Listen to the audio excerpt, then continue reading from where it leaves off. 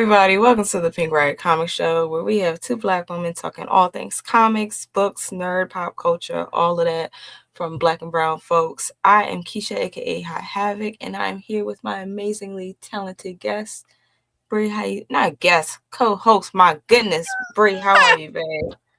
I'm doing all right. We out here. Sometimes it be hard and life be kicking us in the puss, but we persist. Yo, Yeah. it hasn't, but it's gonna be all good because we're here. We're here, and we're gonna have a great time. I got all my sisters with me. Mm, mm, mm, We are family. Sing it, sing it. Everybody sing. No. But no, it is. I guess I will talk about the good things. I have worked out regularly for the last 3 weeks. I'm really trying to make sure that I'm You good know what? for this Hell summer. yeah. You know what? Hell yeah. Hell yeah. Yeah. Yeah. Really excited about that. So what's All of the amazing efforts so that way we can be ready for outside and summer vibes and all of the things to come. It's going to be a vibe. Yes. Trying to be outside this summer with little to no issues. That's the goal. Period. Period. You better prepare a way for yourself. What's one good thing that's happening with you right now? A good thing that's happening with me right now is I am kind of in my meal prep bag a little bit. I have locked in with some meals that work really well. I haven't got on my hype and been in the gym for real, but I have been trying to do small things to build into what my routine will look like. And it's really nice because I don't like to have to cook every day. I can throw down, but that don't mean that I want to all the time, if that makes sense. No, it makes 100% sense. Yeah, I like to make, a whole bunch of things and maybe only have to cook twice during the week, if that. So that's been going really well. That's been going pretty well. Because I definitely haven't been meal prep. Because for real, getting healthy and doing all of that, it's 80% nutrition. It really is about what you eat first. So do that. Do that. Do that. Do that. Do that. Do that. Yeah, we're trying to. It's funny, we're both picking it up from the ends that feel most right to us right now. And we both pick different things because, baby, that's more than a notion to be doing that other side. And I just, right now it's just not sitting right with my spirit. So I will get there eventually, but it's like that. It be like that. Okay, LT says I celebrated 2 years in CrossFit on April 28th. But my diet needs to get on the good foot. it does. You gotta start where you can and add as you go and make sure that it's sustainable. Because if we're being real about it, if you try to just attack all of the things at once, not gonna work. That's not always sustainable for everybody. That didn't seem realistic to me because I will get burnt out real quick and then it'll be every meal's a cheat meal. So I'm let's just make better choices and plan and prepare for the week so we're less likely to be on DoorDash on our BS. You know what I mean? For a number of reasons. Financially, that's irresponsible. And then that's never going to be the best choice for your body if you're eating out all the time. So, yeah. And then you're let me hit this CrossFit. CrossFit is more than a note, way more. So I'm just you know what, LT, take your time. That's all right. This is true. What up, Brayburn? Bray. That's right. LT said, y'all already know the drill. Hit the like button and be sure to go join the Patreon and support our superheroes. Yes. One time for the one time, LT. Hey, Regine. Hey, Regine. Oh my goodness. We're going to talk about it later. But the Eisner Award nominations just dropped like a few hours ago. And this is super exciting. Super exciting. Yes. Hey, Jana. Absolutely. Hey.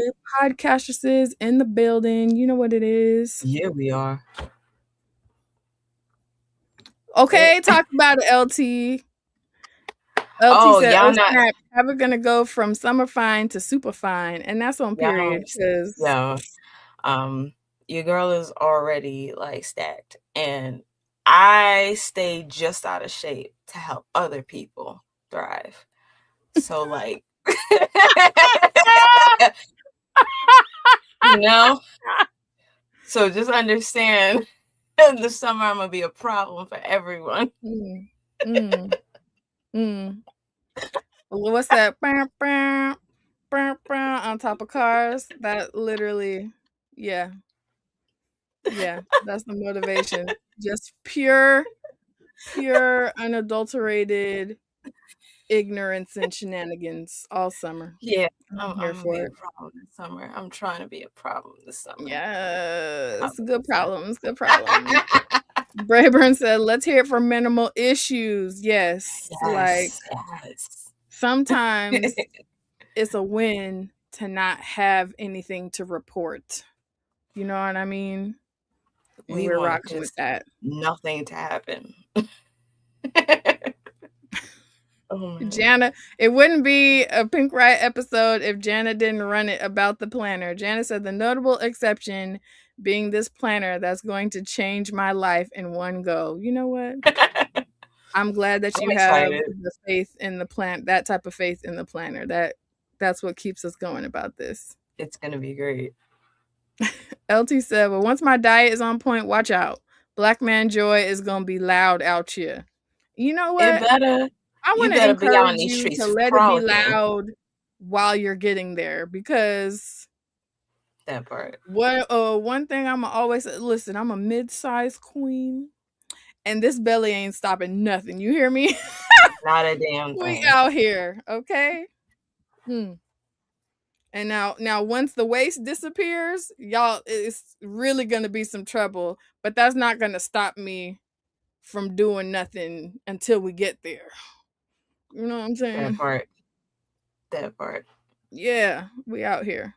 Yes, and Stephanie Williams. We are a Stephanie Williams fan account, and we love to see her win because she be working. She be working. Yes, so it's good to see her getting the acknowledgement she deserves. What were you saying, Keisha? Yes, no, I'm saying she is deserving of all the love she's getting right now, all the accolades, all the acknowledgments. That woman is amazing. Yes, I can't wait for her to be back on the show. Right? Same. And everyone is just really appreciating you being so gracious with your body and journey, Keisha. Well, we try. LT said, "LMAO, she helping y'all out." You know, I'm glad y'all understand. I do what I can for my friends and neighbors. Period. LT said, "Hey, my black man joy is turning up as we speak." Well, key it up then. Key it up, LT. Period. All the vibes. All right, I am sending something to our guest right now because I think we're having some technical difficulties right now. You know, sometimes it be like that. But yeah, so I guess while we're figuring that out, I want to see what's really good, what's going on in the chat. We shared one thing that's going well for us this week. LT shared one of his. We'd love to hear from you guys. What's a good thing that happened to you this week, or something that's going well for you this week, so we can spread some more of that joy. And I guess our question of the week is, let's see, how do you see what is your like I need a spike of joy thing that you do to like kick things up for yourself? Cuz I know I have my little joy list. It doesn't have an official name, but that's essentially what it is. It's like what's a small thing that I know that I could do that's going to give me a quick little boost. And so my list Mm. is I have my all of my comics and stuff in one place, but I like 3 short boxes. It's gotten larger now, guys, of the recent books that I need to catch up on or that are higher up on my list of things to read, and those Mm-hmm. stay in rotation in my area where I'm usually reading at. And I like to think of it as like a bite size, like, okay, I have to work because I'm an adult parent, all of that type of stuff, but I can steal 15 minutes and do a face mask, have a smoothie, and read a comic. So it's like, Love that. yeah, it's just like it feels like you're stealing a sliver of joy for yourself for the day. Like, this would be a normal boring Tuesday, but I'm finna just go find my little happy place real quick. If it's not that, I have a playlist of happy songs where I just have to like get some motion in my back and shake off all of the negativity. So I will literally Yeah. just stop what I'm doing and throw ass for like 10 minutes. You know Just what? I love that. to stir it up a little bit. Sometimes you got to key yourself up a little. I love that. So yeah. And it's really hard, y'all, to like get out of the mind frame of like, you know what? I deserve a little treat, cuz it's like that's not going to be happy overall. So now we're like trying to find positive things that can be free and easily accessible at any time. So now that y'all know, that's right, Jana. Oh no, that's Brayburn. That's right. Okay, Brayburn also does a little dance party, and I'm here for that. All right.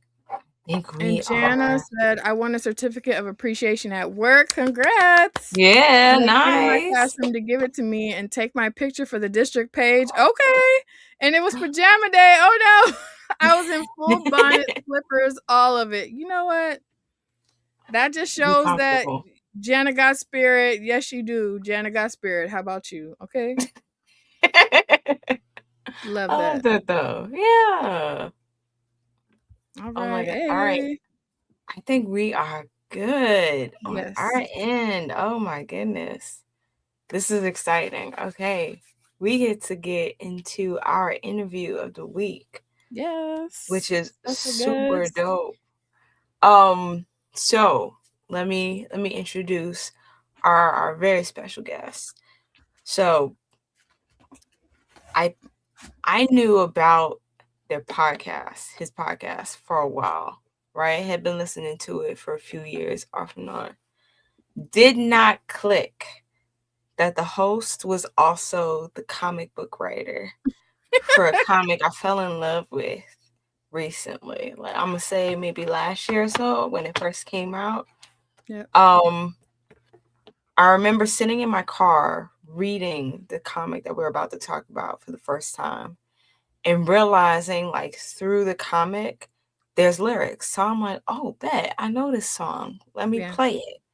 Yeah. The best soundtrack to a comic I have ever experienced. It was like the best reading experience I had ever had. I was floored by it. I've talked about this comic so often, and I still don't think I've done it enough justice to talk about just how amazing that experience is. Yeah. And so when one of the writers asked to be on, I was like, say less. We're definitely going to talk about this Yes. because it's one of my favorites. One of my favorites. So without further ado, we're going to bring to the stage, into the Lair, DJ, comic book writer, screen book writer, podcast host for all nerds.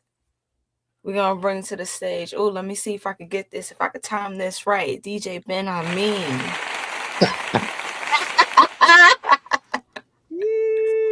Oh, look at that. Yeah. Well, thank you very much for that great intro. It's really an honor to be here, and it's really amazing, truly, to hear people. I'm still, even though the book has been out for a while now, I'm still at the shock stage whenever someone's like, "Oh, I read it and enjoyed it." That's still like crazy to me. So, yeah, I'm still very appreciative of that type of Thank you. Y'all did an amazing job with this one. I was floored by it, and I have a bunch of questions, so I'm not gonna fangirl. Go ahead, Bree. No, I love it. We'll get here. Please do. I'm just like, we love to see a humble king, because there's no way, there's absolutely no way that you wouldn't have any idea like how well received this would be. Oh Like, man. It's first of all, it's visually stunning. Okay. Yeah. Well, there's that. Second of all, it's like, it's very peak Afrofuturism. Like, you gotta just, you know what I mean? Like, and then it's everything that my weird ass loves to see in a book in terms of like world building and what, not just for like the main character we're following, but all of the people that are being influenced by their actions were like along for the story. It's like the revolution. So, yeah, we'll get into that. But it's wild to me, like, that we love that you're humble, but it's also just like, it's still, how is it still, I need you to just rest in your excellence. Okay. Well, thank you. That's thank you so much. I mean, for real, that's like, this is my first ever comic book or published work. Like, I self-published a children's book before this, but this was my first ever published graphic novel, comic book, anything. And I'm such a huge comic book fan. I grew up reading them. I've read so many, and I can't say that I knew that, I was constantly, and not now, I'm kind of more past that, where I know that we told a pretty good story, and I was pretty confident, and we got across a lot of the things that I wanted to talk about, so I can say that. But as far as like, did it work for people? That's still something that I know I do not hold like, oh yeah, I knew this was great. No, it's still like, I'm still so happy and overjoyed that people really enjoy it. And I just love hearing about it, because so much love and care went into it, on at least from our perspective, that, I just love discussing it and talking about it. And yeah, but no, I do not think of it as, I was just really happy to do a lot of the things that I wanted to do, but how people receive that is a whole nother thing. That's fair. Okay, that's totally fair.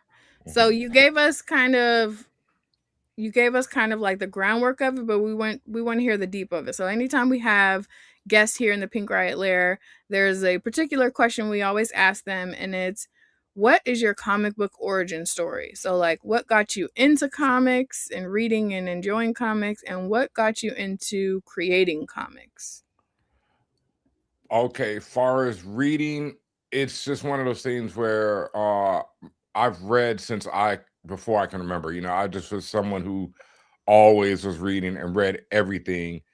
And even before comic books, the first thing that I really got into, well, first was science fiction, because that was like the very first thing from day one. Was I wanted to be a film director when I was very little. And that's something, I went to school for film, shout out HU and all that. Hey. Yeah. And so I've been, it's something that I've always been. I've worked in the film industry. I've worked as a television writer, but comic books came, like I said, first it was Star Wars, science fiction, and then it was role-playing games, a lot of Dungeons and Dragons, and then comic books came very early. I want to say 8, 9, 10 years old probably. And where I really got hooked is, where I think a lot of people get hooked, is Chris Claremont's X-Men. That was like the thing that just made me like, oh my God, this is something else. Like, this is how you tell stories, just the long form plotting, the subplots, the characterization. Yeah. He just made me fall in love with so many different characters throughout the years. And yeah, so for a long time, Chris Claremont was definitely my North Star, who I first was like, okay, this got me into comics. And then as far as wanting to write comics,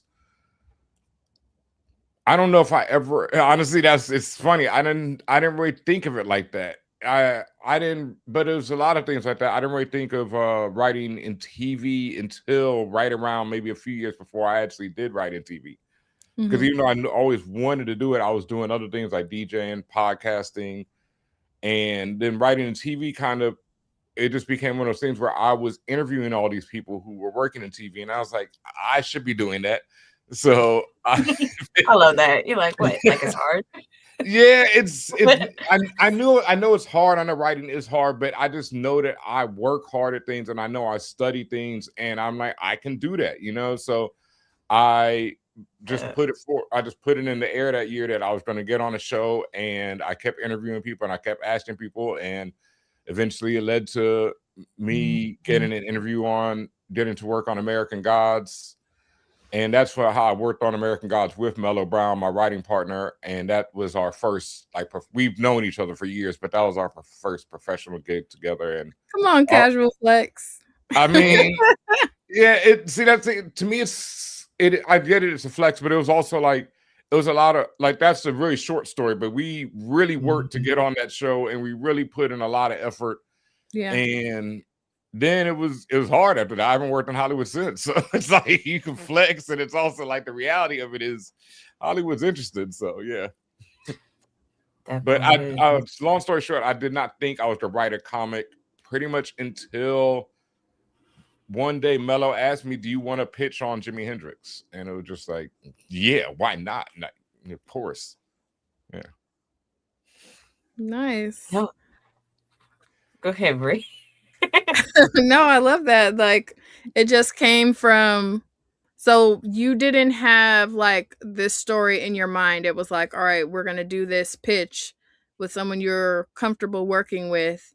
And you really just dug the story out together. Tell us more about how this book came to be. Went from, do you want to do this pitch to then what? Because there's a million ways you could have gone with the Jimi Hendrix story. I've jokingly said this on the show before. If I had been alive when Jimmy was alive, I would have been a certified groupie with no shame whatsoever. The man's aura was insane. So you really could have went anyway with this story, but you chose this route. So I want to hear where did that come from? Let's see. Well, like I said, Mello. Well, I was basically back in New York and DJing, podcasting, doing day-to-day things. And Mello was still writing. He worked on a show, Station 19. And then he was writing the Blade Runner Origins comic book, which I encourage everyone to check out. It's really fire. And he was doing that for Titan Comics. And then they asked him, did he want to pitch on this Jimi Hendrix project they had? They'd been working on it for years.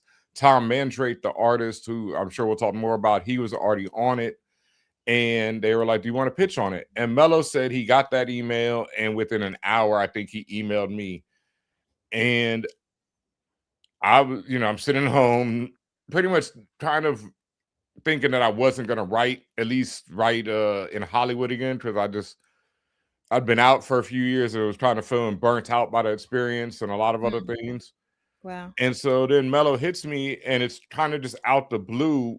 And it was funny because the day before I was at New York Comic Con, and a good friend of mine, Isaac Goodhart, was like, hey, Ben, you got to write a comic.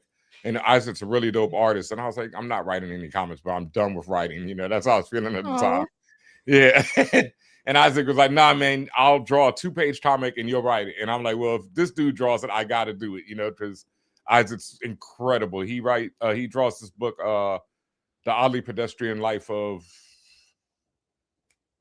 it's not Jimmy Chaos. I know which one you're talking about. The Oddly Pedestrian Life of something Chaos. Jesus, I can't remember the kid's name. Christopher Chaos. Yes, Christopher Chaos. Incredible book. Check it out if you can. Incredible book. And so I'm like, okay, I'll write a 2-page comic. And so I go home and I start thinking about it. And then I went back to New York Comic Con the next day, and I gave him this idea for a pitch. And he was like, yeah, this is dope. We'll work on it. And then that night, Mello emails me, I think, and it's like, yo, would you like to pitch on this Jimi Hendrix comic? And so it was like the universe, as usual, was just, pushing me in that direction. And yeah, whether I wanted to or not. So and it's funny with Hendrix, I have like that same type of, not groupie, but almost groupie. And I played him in a college short film. I didn't have any speaking lines, but at the time I had a huge afro and I was super thin and skinny. And so people were like, yes, you can play Jimmy. And so I played him in a film, and my uncle around the same time gave me my first Jimi Hendrix album, which was the Band of Gypsies album, which becomes really important when we get to writing this story. Yeah. So I always had this connection with him. One of my favorite groups of all time is Digital Underground. There's a couple of shout outs to them in the book because they sampled Jimmy. And that was like when I was a kid, the first time I really heard Jimmy was through sampling. And they're just one of my favorite groups. So I just always had this connection with him. I just always loved his weirdness, his otherworldliness, how he, saw music and how he pushed music. And then when you talk about this story that we told in Hendrix, basically Mello gives me this, call and is like, do you want to pitch on it? And I was like, hell yeah. And it was immediate for me. I knew that we could tell this story of this idea that I had in my head, and it's really that a lot of people have in their head, as we've seen in like the movie Sinners and just everywhere. But I describe it as the river of Black music, and the idea that Black people have been making one continuous form of music since they arrived in America, and just technology and time changes, and that's the only way that the music changes. But basically, we've always been making blues, and we're gonna keep making blues. It's just gonna be different variations of blues. Yeah. And so that's what I really wanted to explore, that idea, because as a DJ, that's something that's just fueled me forever. I just always love how our music just carries us through the ages, and it's been used in our revolution, and it's just part of our life, and it's how it's just always there, and there's just always, Black music is the soul of America, and it's always there. And that's just something I really wanted to talk about. So I was like, okay, this is perfect for that. And then as far as the sci-fi part of it, that's like where it's lost to memory, kind of. Neither Mello and I can really remember exactly where that came from, because we know that Titan and the Jimi Hendrix estate said they didn't want to do a straight biopic. I think he told me that from the first email.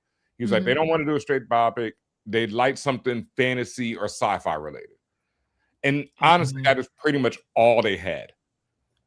Everything else that's in this book is pretty much Mello and I. That was just all they had. And then, like, I mean, Jimmy was a big sci-fi fan. Yes, he was. And his sister, Janie Hendrix, who writes the intro, she worked with us from the very beginning. Like we pitched to her instead of really pitching to Titan, because Titan already loved Mello. So they were like, whatever you got, we'll go with it. And it was really about pitching and convincing Janie that we were the people to write this book. Wow, that's tea. You never hear it going in that direction. It's usually the other way around. So they have extreme trust in him and you guys' ability to work together in order to be like, we just want this one thing, make it work for the family. That's awesome. Well, that was the initial one thing. Working with Janie and the family was like working with any IP. It was a lot of things. Like, I can say this now because I think I've even said this with Janie around. But like the very first thing Janie said to us was, once we got the gig, at least, but we went through a couple of interviews. We, told her I basically expressed to her that I grew up on Prince. Prince was my god. Just the greatest of all time. You want to talk about groupie? Like, I ever met Prince, it would have been a problem. I would have been all over that man. No question. Like, whatever. Let's go, bro. Like, because that's just the greatest. And so I loved him so much, and that's what I was like, look, to me, Prince or Jimmy are the two greatest guitarists of all time, and they're both Black men.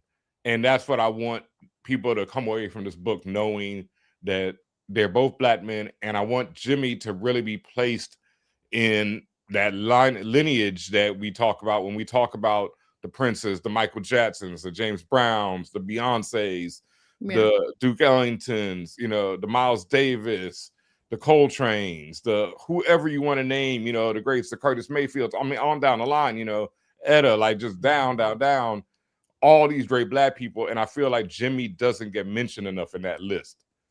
And his contribution to this river of black music doesn't get understood or appreciated enough. And so that's what I told Janie, and I was like, that's what we're going to sell in this book, and we are going to, you know, push that.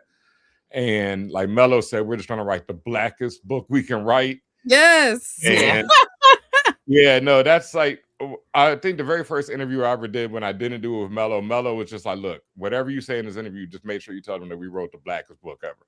You know, because that's just like that was one of our main goals. It was like, I even tell people that there's two ways to read the book. You can read it as a sci-fi space opera with black people in it, or you can read it as a black sci-fi space opera, you know, because it works either way. It can just be a very, you know, Star Wars, you know, revolutionary story, been some rebels fighting against an evil empire, and they just happen to be black. Or if you're black or you're hip and you're reading it with, you know, intention, you can see that it's a black sci-fi story. You know, it's first black, and then there's sci-fi, and it's massively black first.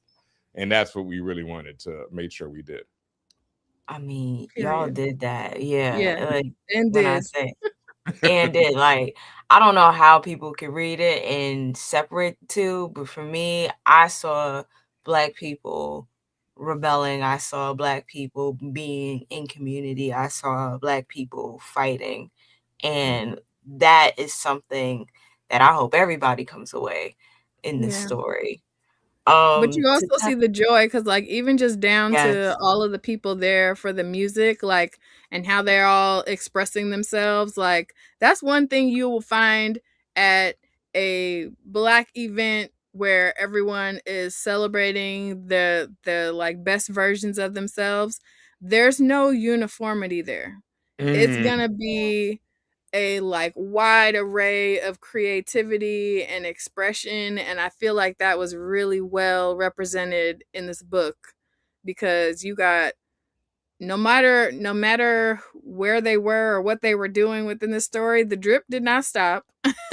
And everybody was doing it in a different way, and the color palette like just kind of exploded, and you didn't even see it. What the color palette wasn't even what was used to separate the difference in that expression. You could literally just see it in the texture.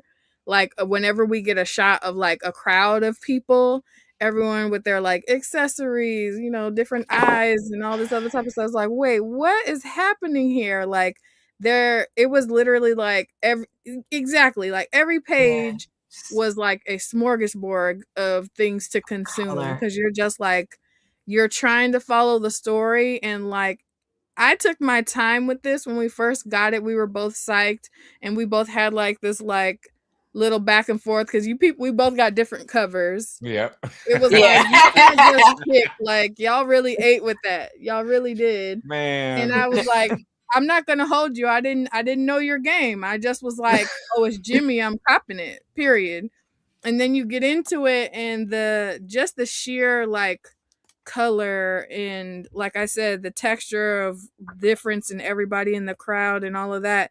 The creatures in this, like, oh my God. It just they're you can't just run through the story. I literally found myself stopping and like looking at all of the little details and Easter eggs of like literally every page. There's not a boring page in this book. Wow. Not a single boring page in this book. Like, you had to slow down to read this book. You did. Like, in order to take in everything, in order to understand everything. Honestly, I'm gonna keep going back to it, because the way you threaded music through this was so fantastic. Because usually when I see that, it almost reads like a storyboard. It reads like it could be, like it was supposed to be a movie, but someone, adapted it into comics or something. But no, like this is a comic that is musically narrated, which is so hard to do. And you did it magnificently. And I think it's because, if you let me, like, I think it's because of your background as a DJ and the way you look at music. Like, I went through your website, and the way you talk about music, I think with Black Dance Energy, and it's very Afrofuturistic, how you like talk about how time and genre are, they transcend everything. And so, like, I do want to ask you, like, I know you touched on it a little bit, but like, what was that like? That process of being able to translate that music, that belief into this work. Oh man, I like I don't want to curse too much, but it's the coolest ish ever. It's like that's been incredible. Like that's the thing. This book was just perfect for me. It was one, the fact that Janie and the Hendrix estate and Titan Comics, at first they definitely had some notes, but their notes were never around the stuff that we really wanted to do. They were never worried about that or never even noticed that, I guess.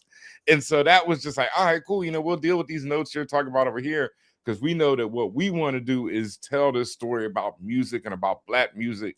And as long as you don't say anything about that, we are fine. Like, cool, whatever notes you got, we'll figure those out, because, let's just do this. And for me, like you said, as a DJ, as someone who's my whole life, or ever, because the funny thing is, I did not grow up musical at all.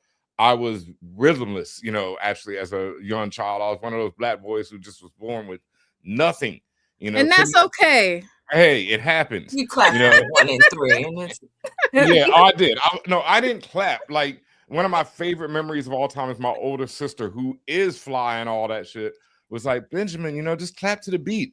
And I sat there and I said, what beat? And it's funny, because I don't understand how I heard music back then, because now I hear music in such a different way through years. Yeah, I don't know how I heard it back then, because I did not hear the beat. I would just hear songs, and I would not hear the beat. It's so weird to me.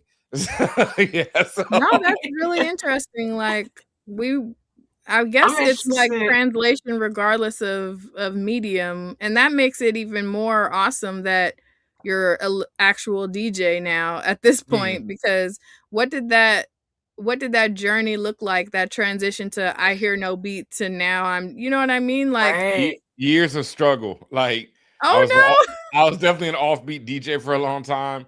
People would just be, it was struggle. And then it was, like I say, it was the years of just dedication, really just learning music and being like, okay.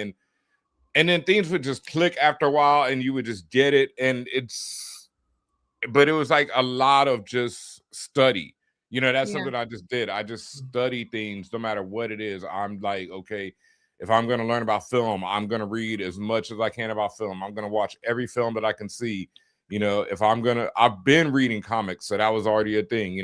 Music, when I started DJing at like 16 years old, it just absorbed me. Like, that's all I thought about. That's all I would do, is just, whenever I could get back to turntables, whenever I could hear music, whenever I could DJ anything, I would just do it. And so it just grew and grew. And, it's just years upon years of practice. And I honestly don't, it's one of those things you don't notice, but it's like, now I even made a comment on Threads about this last night, because my reflexes are really crazy now. Like, I'll drop things with one hand, catch it with the other, won't even look, and I couldn't do nothing like that as a kid. You throw a ball at me and it's hitting me in the face, like, over and over again, just, and it's that DJing and just repetition and just practice. And so that's why I tell anyone, like, that I don't like to be like, I'm the poster child for you can do it, but it is true, because I was rhythmless. So if you believe that, you want to do something, just do it. and you keep doing it. And when you keep doing it, you can eventually learn to do it. Because look, trust me, I had nothing. And, now I've DJ'd all over the world. So, yes. Yeah. But it means so much. It's like there's different levels and ways to approach like excellence with something. And there is absolutely like an extreme level of pride that should be there when you had to like work and study and build your craft from scratch, it's a beautiful thing when someone just has like an innate talent, like they grow up listening to music and loving music in a different way from one end of it. But when you have to like build it and grow it and perfect it from like repetition and hard work, that's a whole Learn nother it from like a technical standpoint, Yeah. historical standpoint Yeah. is different. Yeah. Yeah. No, because it And definitely clearly it was. worked out for you to be able to translate Jimmy in such a way on the page. Yeah. Maybe that's why, because you have a different understanding of it. And then I tell people, I think even because it's weird, like, I wanted to be a filmmaker from before, and I was already studying film and how to put it together and shots and editing and everything. It's like DJing just became such a central force in my life where everything revolves around it. I look at everything from the aspect of a DJ. So writing, filmmaking, everything is like, okay, how is this like a mixtape? Because that was like one of the first ways that I started learning how to tell stories was through mixtapes. So I'm like, okay, you have your intro and it's got a feeling. And so this is, and then what's that storytelling? And then what's the next song? Because I would make a lot of mixtapes about relationships. And so it'd be like, you have a love song where they first meet, and then a love song where they're getting to know each other, and then a love song where they're really together, and then they got some fighting, and then they break up, and then, they reconcile and all that. And so I would make these mixtapes like that. So I was always thinking of like stories and how to tell them no matter what field I was in. And music is just one of those things that I use to tell everything. So it's like when I'm writing a story, I'm usually creating a playlist, as I'm writing it, because it's like I know these songs are giving me the feeling. So when I need to write, like I just wrote 3 new pitches and I have 3 different playlists for each one. So as I was writing each one, I would play this playlist and it would get me into the mood, because I'd start seeing that, because it's like, this sounds like this, this sounds like that story. Yes. So for this, I played a lot of rock, not just Hendrix. I just tried to find black rock from every era and just black music that was really out there. And so I just had a lot of playlists of weird, stuff. And then it was just a lot of Hendrix playlist available. Yeah, I think I do. I could share it. Yep. Yeah. We literally be harassing all of our guests. Like, please share the playlist. I can definitely do that. But I love that you were like seeking out soul from everywhere to just infuse it in this book, and that's very apparent. Yes. I was flipping through the later pages for the spread that I was thinking of, but it was actually earlier in the book. But this is what I was talking about the texture of the crowd. Man, and all right. And how different everyone looks. This is where I just like the Afrofuturist swag is crazy on this. Yeah. This is where I got to stop and talk about Tom Mandrake for a second, because all right, like when they first told me, when they first were like, "Do you want to pitch on this book?" We got Jimmy, like Mello sends me the email that they sent him, and it's like, we have this Jimi Hendrix project, and we have this artist Tom Mandrake on it, and they sent one. It's actually this cover. They sent this image.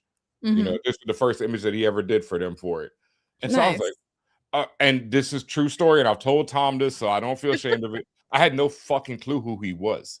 Like I grew up reading Marvel a lot more. To this man. Yes, sorry to Tom.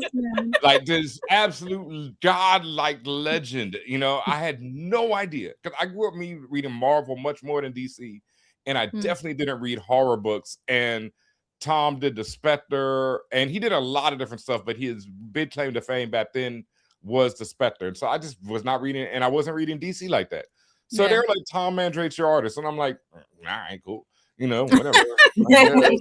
I guess this guy will be good. And so then I go Google and I'm like, yo, this guy is really, and I start seeing his list. And I'm like, oh my God, this guy is, he's done it all. And then I started Googling like images that he'd done of Black people. and he had this book. I think it was in the Spectre, and it's like from the 90s, and he had all these dudes in the hood, but they weren't like caricatures, but they all were black as hell. Like dude had a Gumby, another guy had the 3 cuts in the eyebrow trying to wild out. You know, it was all these little details from like, is this not Negro? You know, like, like, who is this white man? You know, like, how does this dude get it? And so we get on a like, who is this Negro? Yeah, we get on this. We get on an email, you know, a Zoom call, and I'm like, look, Tom, you know, that was my first thing. I didn't, you know, you can draw black people, you get it, you know, so I don't need to discuss that. And Tom is like the sweetest, kindest, most amazing person to work with. And, you know, he's a legend beyond legend. Like it dawned on me when I started telling people, like when I told Isaac Goodhart, who I told you wanted to do the 2-pager for me, and is an incredible artist, incredible young artist. I was like, oh yeah, we got, you know, Tom Mandre, and Isaac's jaw dropped to the floor. You know, what? You know, I tell Joe Illidge, you know, what? I remember Joe's face, you know, his eyes blew up. What? Tom, you know, and I at that and point, he said it in his voice too. Yeah, you know, yeah, Tom, you know, just, you know, Joe just overexcited, like Tom, like, and I'm just like, yo, I had no idea. And by then I started seeing the art, so I was like, okay, this dude is dope. But it wasn't, that 2-pager is, it's in the script, it is literally like a paragraph. That's, you know, one of the first things I wrote. And it was Jimmy is, you know, on stage you know, it's in space. They're in this concert hall in space. He's on stage. Him and his band are playing their life out. There's a musical, magical energy coming off him. And everyone in the crowd is completely ignoring it. They're in their phones. They're taking pictures of each other. They're doing that. That's all it was. That's all it was, you know. And then I get this shit back from Tara, and it's like the first page you get, because, you know, I got the pencils and everything first. So I got the first page, which I've said this secret before, but the first page is like a 1, 2, 3, 4 count. You know, it's 4 panels, 1, 2, 3, 4, and then boom, you turn the page and the music kicks off. And so I got that, and I can't tell you how many hours I've spent looking at that page since. Yes. Like, I mean, it has to be days at this point of my life where I've just sat there poring over that page, and how that's like that. It's that type of stuff that just is so crazy to me that I'm involved in this, because as a kid, that is the type of comic that would have just drove me insane. Like that type of stuff.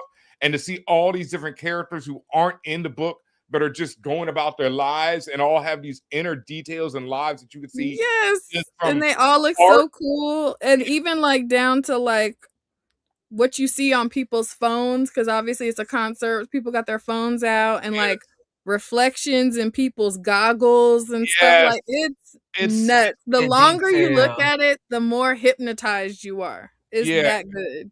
And as a kid, I just love books like that. I just love anything where, like that, something y'all said earlier in this, when you talk about the world building, that was like, you know, it just hit me in the heart when you said it, because it means so much to me, because that was a big part of what we wanted to do. I like I said, I came up on X-Men, and I jumped into the middle of an X-Men story. I think I came in a few issues before the famous Mutant Massacre. So it's like 180 issues of X-Men before me. I didn't know anything, but that was what was so dope about it was, you know, a character be like, remember when we did this with this? And I'm like, what's that about? You know, and it was just so, you know, that would just drive me crazy. And so that's what I wanted you to, you know, even though this was the only one of it right now, at least I just wanted to feel like this was volume 3, and you were stepping into a story that was already going, and it make you want to know what was volume 1 and 2 and volume 4, 5, and 6 as well. So that's what we were going for. And Tom he's just the type of artist that like I said, because it was so many. And I think, well, it was by then, honestly, because the first page I had very specific, when I wrote it, like I said, I write and think like a director. So I had very specific camera angles and how I wanted even the page to be laid out. I was thinking 1, 2, 3, 4 bars. I was thinking Cowboy Bebop, honestly. So the intro to Cowboy Bebop, you know, how bars of color shoot across the black screen. So that's how I was thinking. It'd be a black page and then 1 panel, 2 panel, 3 panel, 4 panel, 1, 2, 3, 4, bam. And then he sends me the back to the page, and it's like the first page is, it's 1 panel over here, 1 panel over here, 1 panel over here, but it's incredible.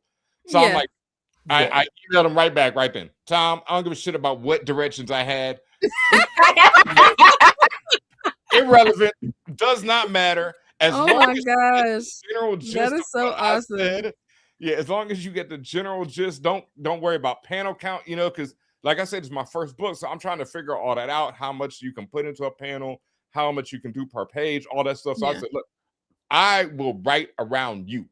You draw whatever F you want. We got the general story. You know what we're doing. You're feeling it. Like, that's something else I will never forget and treasure forever as long as I live is, I think after Act 1 or 2, when we sent it to Tom, he emailed me back and he said, I'm so inspired by what you and Mello are writing. And I'm like, you have written, you've drawn for everyone, for all of the greats. You've drawn all of their stories. And for you to say that, I was like, well, put this pen to birth them up because we ain't done yet. And but y'all did y'all thing. Let me pull up one of my favorite panels is right here. It's on the back of the book also. Oh, I didn't see. It's not on the back of mine. Yeah, it's on different covers. And and that one, that panel alone, like that. See, and that's when I talk about Gracious and Tom being just one of the best people I can possibly. I don't know if I can afford him, but I might. Try and pay him out of my pocket to do another book because it's just, but that panel, right? That's the home of the coalition. I can never remember what I named them, and I love that. Yeah, it's the evil coalition that's led by, their representative is Backwash Cortez, whose name I'll never forget because I love him so much. But at first, they were just in a giant, I think it was just a giant spaceship with the dome on top, and all this stuff. And as I'm writing the book, I think I'm getting towards the very end. In fact, this is like when I get towards that last panel where you see this happening, I'm like, wait a minute. What if the evil, group who's been stealing from all these different cultures, what if their whole home was the stolen hand of a space giant like a celestial? And so Tom has already drawn this thing as just a big giant space station. But I get to the end and I'm like, what if at the end when we have this panel, when we're showing, possible futures and things that could happen, what if the space giant comes back for his hand? And so I think of that and I'm like, oh my God, that's so dope. But we've already had it done. So I had to email Tom like, yo, man, could you, redraw this panel on this page and make it into a hand so that when you get to the end and you draw this all makes sense. And he's like, oh yeah, that's a great idea. Sure. And he goes and knocks it out. And then it becomes the back of one of the books, and that's just his graciousness and his talent and everything else, because that was an idea that came in the very last minute before I turned in the last script, and it then eventually becomes the back cover. And I need y'all to understand that I showed that Lush page, the 2-page spread, and that's just literally like us getting introduced to, the world or whatever. And then he immediately hops off stage and decides he's about to go parlay after, like for the afters at a totally different, aquatic looking, under the sea looking, alien, other whole situation. And that's just his friend's nightclub. Like, what are we talking about? Like, and it doesn't stop there. It literally is like, we're gonna thrust you into this like beautiful lush surroundings, and every time we get ready to make moves, prepare to be amazed by the next thing. Even down to what they show, like the spaceship that they're using to get around in, and like the vastness of space. And there was a really good quote that was talking about the emptiness of space, and hold on, how fast music travels. Yes. Oh my gosh. Like, just down to like they're aliens, but they're like fish looking, but also humanoid, but also like, how is she still a baddie though? Like, what are we talking about? and see, that's it. A lot of that's Tom, and then a lot of it that's us too, because it was like we wrote that, the fish baddie, that she's feeling Jimmy, and so Tom's like, okay, if she's feeling Jimmy, then she got to be a baddie as well, and so boom, we got a baddie, and it was just and then like I said, I come from growing up on comics, and I come from growing up on comics when people were just doing a lot of let's push it to the limit, and that was something like you said earlier about versus storyboards versus comic books. And as much as I come from a film background and I come from both of them, I know they're two different things, and I believe in the power of comics.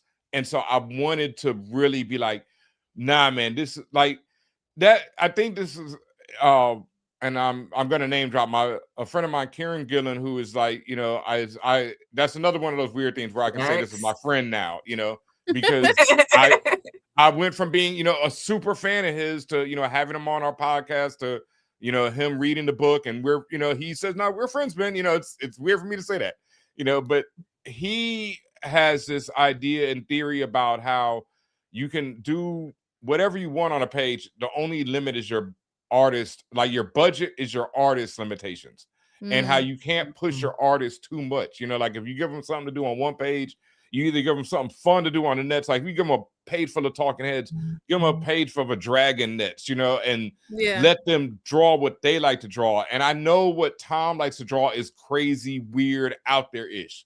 So I'm like, let me put as much crazy, weird, out there-ish in this book as possible so he can just go crazy on it.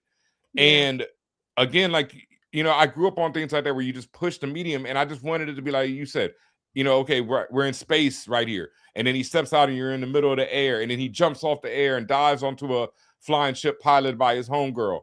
And then he jumps off of that into the ocean, and his friend's bar, we're probably not going to get sued at this point. That's our allusion to Miles Davis, because Miles Davis and Jimmy had a relationship in real life. And so, we couldn't use Miles. There's a lot of hints right there that is Miles. And so we put that in, and that's when Tom, I'm like, you're going to get a sued, Tom, because he drew the bar and it looks like a horn, it's like an underwater horn. I'm like, Tom, come on, man. Like, so it was, it's just how we approached it was like, let's just go all the way in. And when back to Kieran Gillen, when he read it, he said it reads like someone who doesn't know if they're going to get another comic book.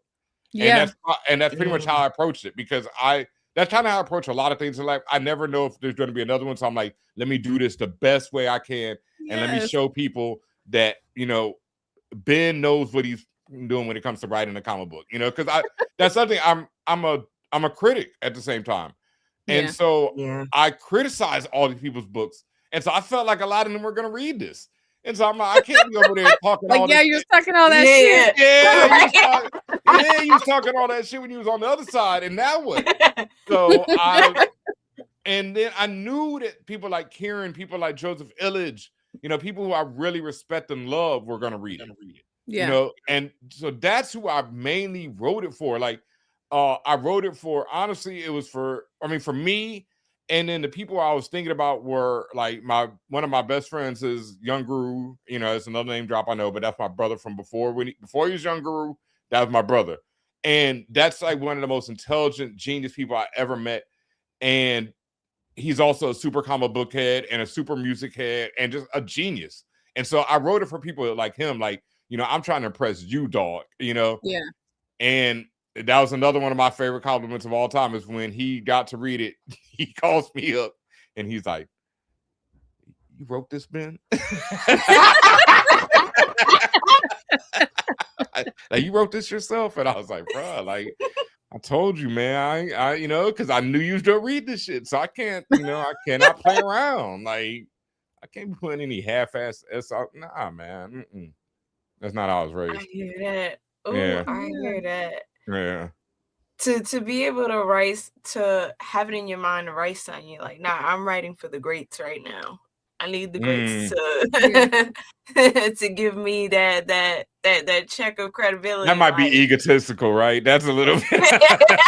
No, but I mean, it got you this book. You got the like ultimate edits already in your head, because like if you're thinking about their voice and the critiques and the things they normally say about other books, you already have parameters that you kind of want to live in if you're reaching for greatness. You know what I'm saying? So like you had pre-edits just off of having those very Black conversations in your head, like, you know what I mean? I don't know. Definitely. I don't know what y'all are on, but I be having arguments in the shower. Like, we gonna practice this out to see what that's gonna be like. And you're over here like, yeah, no, I gotta clean that up because this person will say this or they'll say that. Yeah. Oh my God. Like, and I'm a, you know, it comes to everything I do. Like I say, I go back to mixtapes. I will spend, you know, hours on one transition on a mixtape just because, and I know it's stuff that no one else will hear. You know, it's just the most minute detail sometimes, but it means the world to me. And and when people do catch it, is when it's like, holy shit! Like, yes, like this book is filled with Easter eggs, and I mean, I try to put one per page. There's stuff from anything that matters to me is referenced in this book. All right, give us your top 5 Easter eggs. All right, top 5. Well, Miles Davis being in there is one. And there's a lot of visual ones, but here it is. Y'all, my bad. I did put him on the spot. Yeah, you did, but I got it because I think about this all the time. This page right here is when Miles is speaking to Hendrix, and this is basically the thesis page of our book, is when our Space Miles is speaking to Hendrix, and he's explaining to him about the river of music and how all of us contribute to it. And it's not about forming like a lake, you know, off to yourself when you're like, oh, I'm this big ass lake all by myself. It's about you being fed by the river and feeding back to the river. And that's all it's about, you know, and that's what he's telling him. He's like, you got to put your ego aside, put all that aside and just get back in the water and have it feed you and keep feeding it. And when he's saying that, we have this image forming in the water behind him. And in that image are some of our luminaries that I wanted to make sure we gave a shout out. And once again, you know, we didn't want to get sued. So these are allegedly, there's Shop G of Digital Underground. There's Vernon Reed of Living Color. There's BB King. There's Janis Joplin. Allegedly, all these people right there. Allegedly. So that's one of my favorite Easter eggs is that page. But one of my favorites, and another reviewer actually called this. I swear to God, I did not think anyone would ever catch this one. Is on this page when Hendrix is dealing with all the paparazzi. One of them says, "Oh my God, I love everything you guys do," and that's from De La Soul's album "De La Soul's Dead." There's an interlude where this woman calls into the radio station and says, "You guys are De La Soul. I love everything you guys do." And that is just like, it's one of the funniest things in the world to me. So, and that's just how my brain works too. It's like a situation will pop up, or I'm writing a situation and it's just like, oh, that would fit in right there. You know, you can put that line from De La Soul from 30 plus years ago that no one is going to get, but you're going to laugh your ass off every time you read this page. And so that's, you know, I do a lot of things. That's how I approach everything I do. I do it to make myself laugh mainly. Yeah. And if it does that for me, then I know it's going to do it for people like me. And so that's who I do it for. But yeah, one reviewer did catch that. And I just thought it was that was the craziest thing in the world that someone else. You're like, oh, you know ball. Okay. Yes, you know ball. Yeah, you know ball. And yeah, there's just a lot of stuff like that. There's a Star Wars reference about parsecs and how things can, how fast it can go, because that's the Millennium Falcon. And people always being worried about how quick they could get somewhere. Yeah, I was like, okay, you're preaching. Yeah, I'm picking up what you're putting down. I grew up in Houston. See, that's the Houston in me. I grew up in Houston where you drive everywhere and people try and drive fast. And that was, as a kid, I'd be sitting in the back. Slow boogie. Yeah, I know what you're talking about. I sit in the back of the car. I'm like, why are these people driving so fast? You still gonna get there the same time we are, And that was like I say, this was my life. To y'all. Yeah, I was very much giving Paul Wall. I was like, okay, I see you. That's the homie. I love Paul, man. Love Paul. That's man. Hold on, before we continue, Stephanie Williams, hey love, she's in the IG chat right now. Oh man, man, we can't talk about stuff. Yeah, right? Wait, did the news come out? Did the news come out? Yeah, it did. What is it? And I'm sitting. Eisner Awards nominations. Yeah. Holy. She got it for Best Writer and Best Limited Series, I think, for Temporal. We would have had to light some stuff on fire if she didn't come out with multiple nominations. Steph, congratulations, yo. That is wow. I'm glad y'all got my recorded reaction for this. Just wow. Man, I'm so proud of you, Steph. Oh man, that's so like I was just saying, I've been working on these pitches.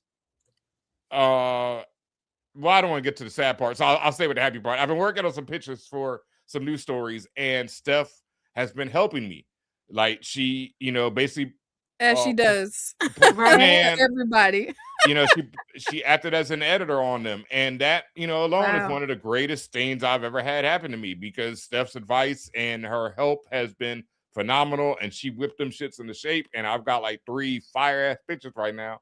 Thanks to her. So, congratulations again, Steph, man. That's congrats. Man, listen, that's not you in the lab cooking it up with Steph. Like,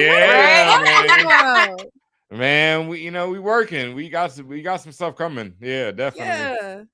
I love this community. Hell yeah. Right?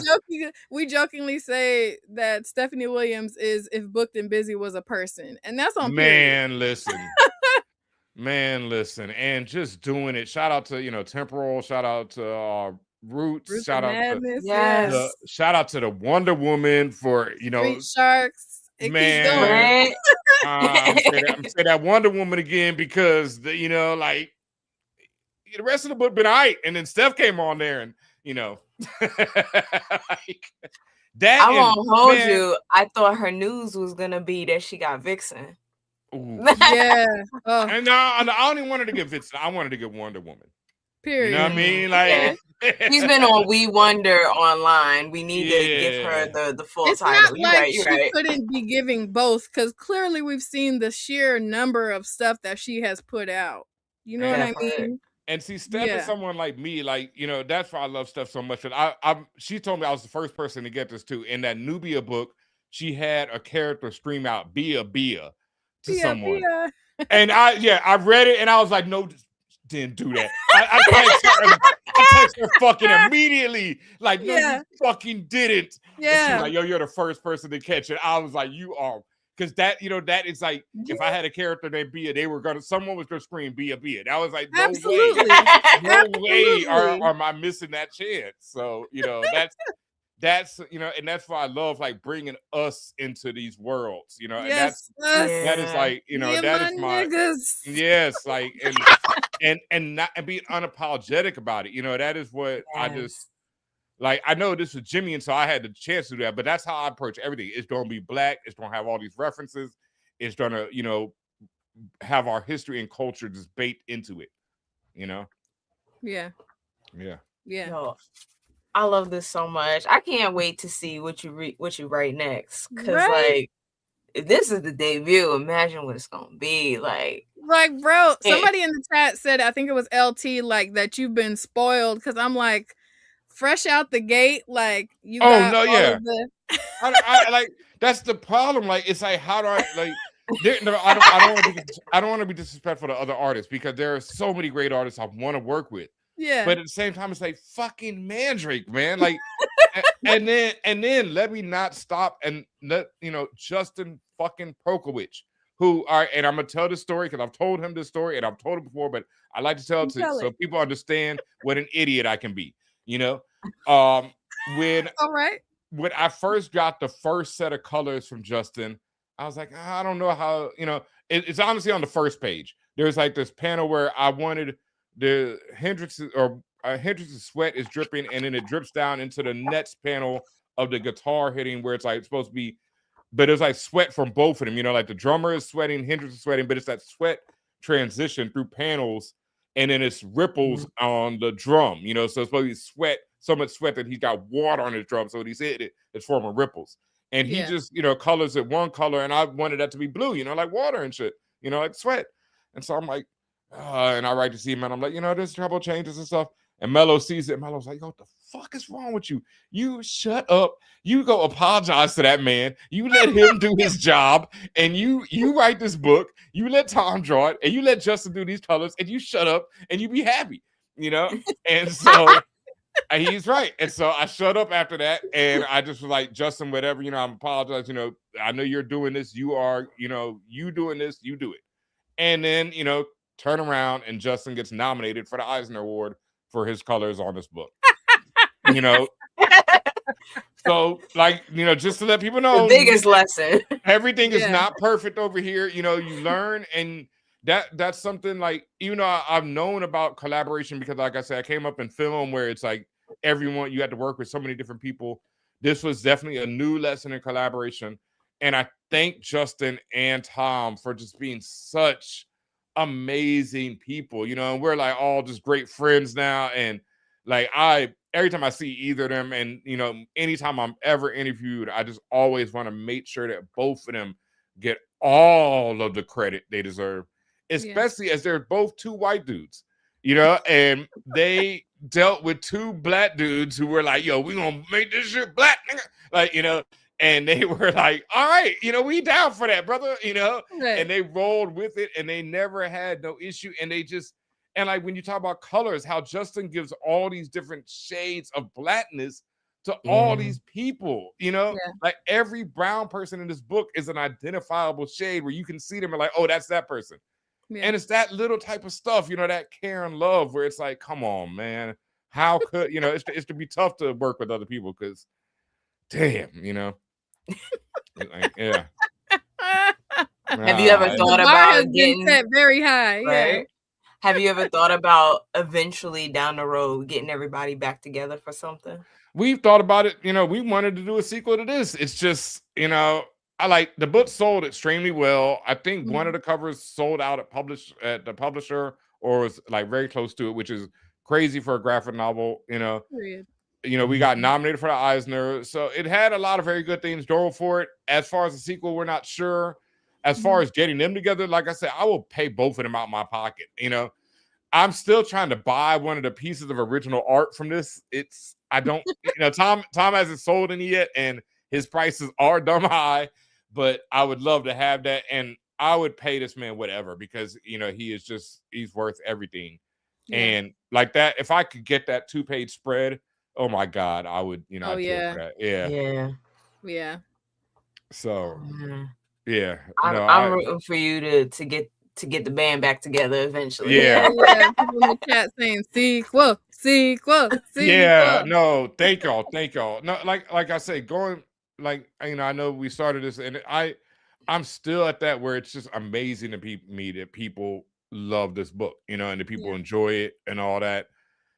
That's just really so cool to me, because I can read it now and be like, okay, you know, I'm a perfectionist. It's so hard for me to enjoy stuff I do. I'll make a mix or something, and I'll never listen to it after that. Like I said, I'll spend, you know, weeks on something and never listen to it again. And so it's difficult for me, you know, but when I pick this book up, I'll flip to any random page and I'll read it. And it's been time now where I'm like, oh, I wrote this, you know, and I can read it as someone who's just reading it sometimes and not think of, you know, I don't see the script anymore. I just see the page. Yeah. And I'm like, this works. You know, when I read it, I'm like, oh, this page works. It goes right into the next page. You know, it's like, oh, okay, I can turn the page and keep enjoying this. You know, it's so I'm still at that level where I'm not like, oh man, I killed this shit. I can be like, oh, it works. Okay, it works as a book, you know, yay, you know, like I'm still there. So people who are really passionate and love it, it's still, you know, it's just the greatest thing ever to me. Thank you. Yeah. The key was strong off of this one. So understand that. And I need you to know, like, I had to go digging to find my Jimi vinyl, because the Jimi vinyl that I have was from like a book that I was gifted, and it has like a collection of and I was like, when I seen the spread where the lyrics were like in the colors of the background and stuff, I was like, oh no, we got to dig these up right now. This is about to be an immersive reading experience. And I couldn't even find it that day. So I finished it. And then I went back for the reread with the music and was like, what the best what? Experience. The best experience. Yes. If y'all if y'all don't know, y'all must read this book with the music playing. It is a different experience. And I feel like it's different than having, you know, like, because in books and publishing and stuff, sometimes they'll put like the playlist in the front of the book or something like that. Nah, this was different. This was magical. Like, you brought magic. You had to go digging for it, because like I love Jimi, but I don't know all of his songs like that. So I was literally like, let me Google this real quick and figure out where I could find this. But that would be very tea for you to share that playlist of all of the music that you were, listening to inspire you for this. And like, I don't know, just like drop it in your bio or put it in your stories or something like that, so that other people can like catch the vibes that way. Cause it's a different, and I'm very curious to know like what other songs were on repeat, like to complement the Jimi songs, because you mentioned listening to a number of artists. Yeah, it was all kind of people like Block Party, who are some of the newer artists I was listening to. I think I went on Tidal and typed in Black Rock, and then just hit play and let it, whatever it started playing that I liked, I just started adding it to the playlist. And so I found mad groups through that, when I was doing that, because I didn't know a lot of them. That's even better. Yeah. Oh no, that's like I love discovering music. That's something that I'll never ever get tired of. Same. And so you're in good company. Okay, No. Okay, 3 black rock groups that you found during this that they're in your playlist, like they're in rotation. In the rotation, yeah. Okay, I can't say that I found during this off top, because I'd have to look at the playlist. I can probably pull it up, but I just because I've been jamming them right now, I want to credit, like I say, Block Party is one, and then 2 bands who I just found recently, because I've been on this really big distro binge lately. And really understanding how like distro music is like some of our funkiest, illest music, and then it gets reduced to like these corny songs that you hear 24/7, and those are not the real, And so I found this band El Coco. You can find them both on Tidal, on all streaming services. El Coco is just, every song I've heard from them so far has just been absolutely incredible. Just fire instrumentation, all that. And then this other band, Machine, who's another distro band. They've got this song. I've been playing it all day. I'm about to do a remix. There, but for the grace of God, go I. And it is just, it's so beautiful. It's this woman singing about how dude wants to move out the hood where there's no blacks, no Jews, or no gays. And she's like, and there, but for the grace of God, go I. And that's like, ooh, like that shit just, like that is like, that just, oh my God, that's just incredible. Machine, and everything I've heard from them so far, I've been listening to some of their other stuff, just absolutely fire music. You said Machine and El Coco? Coco and Machine, yep. And there, but for the grace of God, go I. And El Coco is Just Do It, I think, is one of the songs. But that whole album, Coco Motion, people say Coco Motion, that song is like, I was reading on Reddit, because when I find these groups, I just try and, start digging about everything. And someone said that Coco Motion is like the basis for a lot of what electronic dance music is today. And I believe, listen to that song, you can hear immediately adding to my... No, I've been playing, like, I'll tell you, I've been playing that Machine song all day. Like, that's just been in my loop all day right now. Nice. Yeah. All right. Okay, we might have to, like, I don't want to, like, give you work. Eddie King, that's the last one. Eddie King, because I just found this dude, too. Yeah. Eddie King. Man, it's like, I say this all the time. It is really, I feel like Black people will never get the credit. Like we have so many artists who are straight up and down. Wait, it's not Eddie King. Sorry, I want to get the right name for you. Who are straight up and down genres into their own. Yeah. Like they are so prolific, so much music, so much creativity has come out of them. Yeah. And I just feel like we don't, that will never ever get understood or appreciated enough.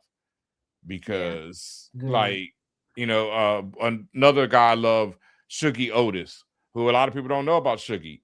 And Shuggie's one of them cats who's like a Prince, like a Stevie Wonder, like just incredible amounts of music and incredible amounts of funk and flavor. Curtis Mayfield, Isaac Hayes, that's someone who I got into last year, heavy. Isaac, Thelonious Monk. I got into both of them last year. Man, Thelonious is like just, and it's like Thelonious by himself should be a genre, Thelonious, and it's Agreed. The amount of creativity that comes out of each of these individuals, it just does not ever get, appreciated enough. So yeah, I love an artist where you come across their music and it changes the way that you consume other music. Oh man, point of reference. That was Thelonious for me, because I like when I finally got into Thelonious, it made me look at people like Gainstar and DJ Premier, because I'm like, this is what Thelonious is playing the same rhythms and offbeat and just illness that Premier would later create through sampling. So it's like it's just on and on. Wait, so do you also make beats? It is Peter King. Peter King is the artist I was talking about earlier, and his song is called Ajo, AJO. Really fire, incredible African. I'm not sure, he's a Kingston upon Thames. I'm not sure where the dude's from, but that song is some straight from Africa music right there. Oh, when you search him, that song is the first thing that pops up. Yeah. Because I found that song randomly, and then I was like, who is this dude? And then I went and So yes, I actually started making music a few years ago myself. That's what the whole Black Dance Energy thing is about, because I gotten kind of stymied and stuck in my career as far as the DJ, where I was doing a lot of weddings and the money was good, but I just hated it really. And I was like, I want to play house music and play dance music and play the type of music that I want to play. So I knew if I really wanted to get there, I needed to make my own. And so I started this musical movement. And the idea was Black Dance Energy, like I said, where it's just Black dance energy throughout the ages. And it's just my interpretation of it. And so I started making remixes and stuff and my own original productions. And it's all just house influenced, Africa influenced, Latin influenced, everything Black just influenced that makes you move. That's pretty much what I do. And I have a couple of remixes out there all on the website, blackdanceenergy.com. Hey. And I recently sent this DJ Bridge, who is a phenomenal Black woman out of New York City. She's just incredible. I'm so inspired by her. And I sent her I have a Beyonce Virgo's Groove remix that I love to death. So I sent her that, and she loved it and played it recently while she was out, and she just been championing me since, and it's really bugged because I really love her, and she's just like, you're so talented, keep going. So I plan to, and that's one of my big things for this year. And for the next 6 months is actually, I started today. It's like I have a really focus. I'm really getting focused. I'm working with a friend of mine. We're getting marketing and everything together, just really focus and get this music and get this out there. So that's what. Period. Yeah. Well, I ask because we are in desperate need of a vibey theme song as like our intro for the show, and we wanted it to be very, very blackety black, but also like part grunge, part punk, but with some hip hop to it. Oh wow! So, okay. If you ever just feel inspired to create, and we should happen to cross your mind, just know that we would be tremendously grateful. Because I feel like you would interpret our vibes, our energy really well, just off of the conversation. Oh, and that's perfect. No pressure. No pressure at all. No pressure at all. But that's so perfect because I get to shout out another band real quick too. Hey. And these are some friends of mine, some young brothers at that. Cold Court, COLDCORT. I want to make sure I got it right. Cold Court is like, man, I love these kids. They're actually friends of mine. Yeah, they're friends of mine. It's their sons is the band, and so I've known these kids since they were yay high to a grasshopper. But they look so cool. Yeah. Oh no, it is Court. It is Cold Court, like COURT. Yep, Nina. Nina is the top track.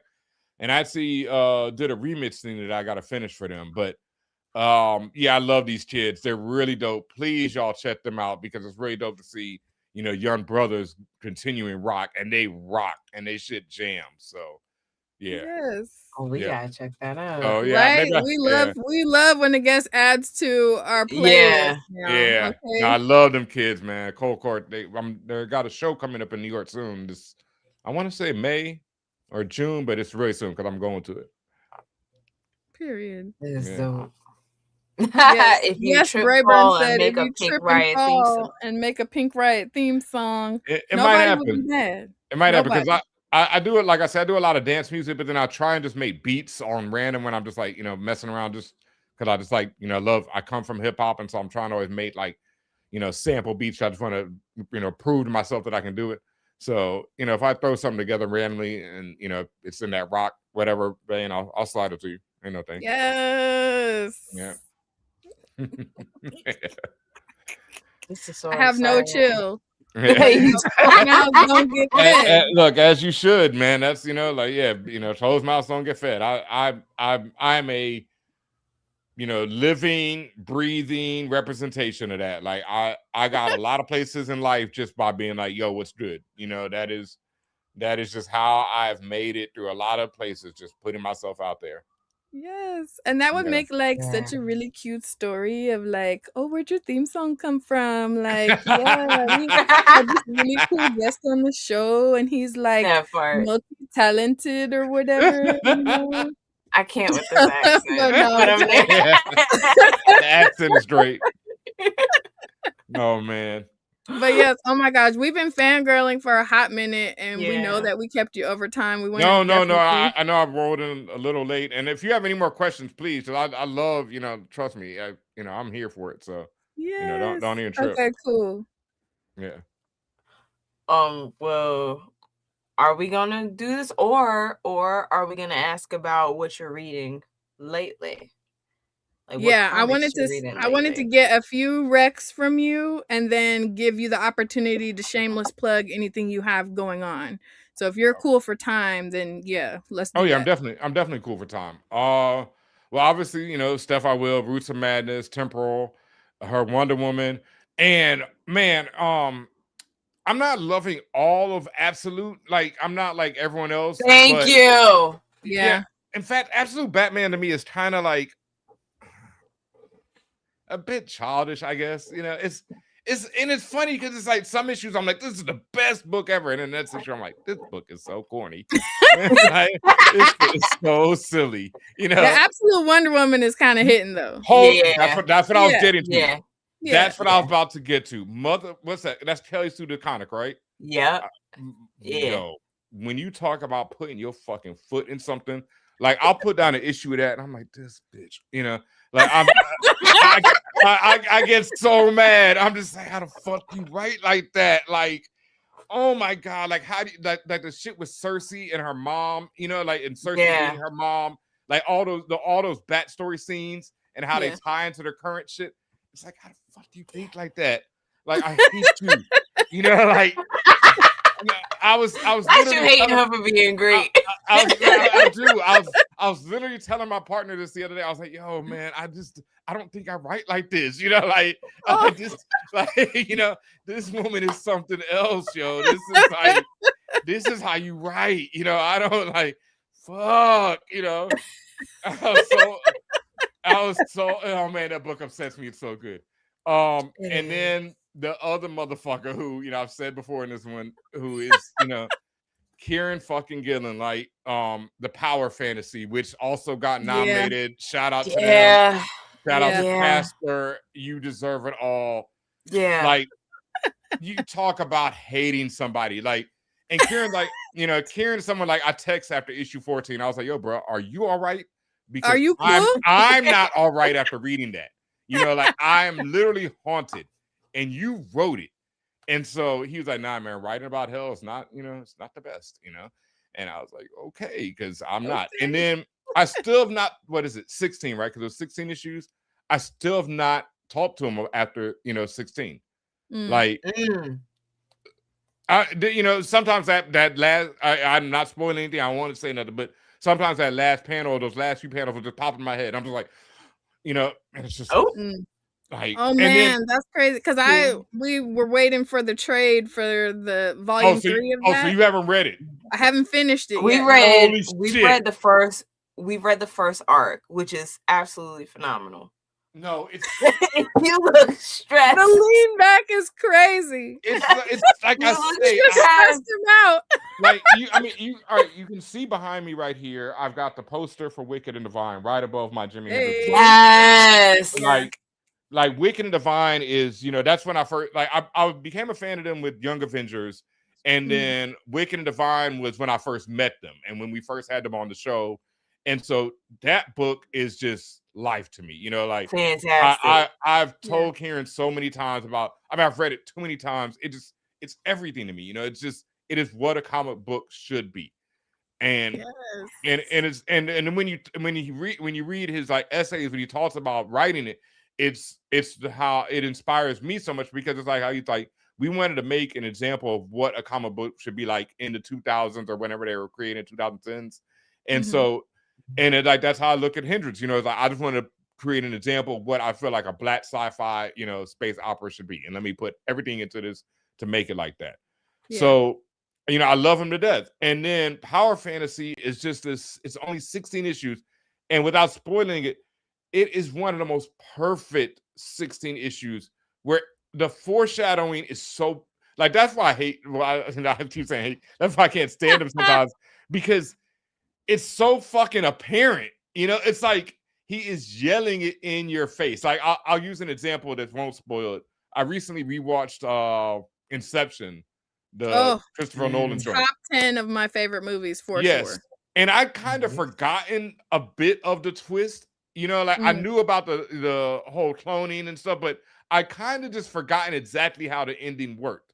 Right. And then so when I got to the end, I'm like, oh, that was dope. And then I'm sitting there and I'm like, Michael Caine yells it at you at the beginning of the movie. Like, he literally yells it at what's his name's character. He's like, yo, he's not, it's a twin, you idiot. He's not doing yells. He has a twin.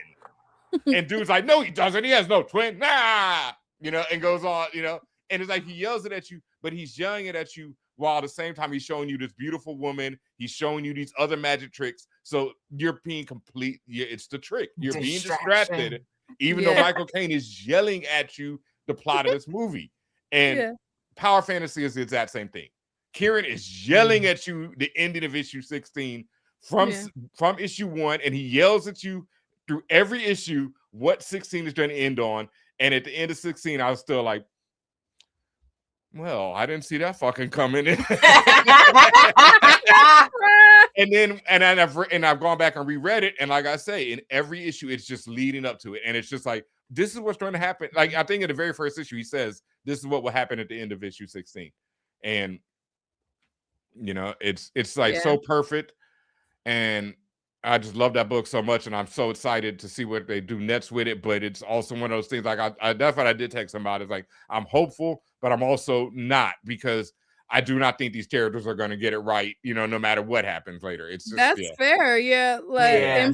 Dash in the chat said, I'm obsessed with Etienne. I can't stand his ass. Is perfect. No, can't stand him from the beginning. Love him. His pure audacity. I still don't. From the beginning, don't think you're going to. He's a horrible person by no stretch of the imagination. I still love him though. And I had this debate with Kieran, and I need to bring it back because he felt like I would understand more as the book got on. I still don't think Etienne sees himself as a black man. And that was my big issue with it, because I was like, Kieran, as a telepathic black man, I think that'd be the first thing he sees himself as. And Kieran thought he did. And he's like, there are things that he does in the book. But even by the end of it, I'm still not 100% on that. But at the same time, like when I was talking about it with Casper, he's like, by the end of the book, you're going to like Etienne. And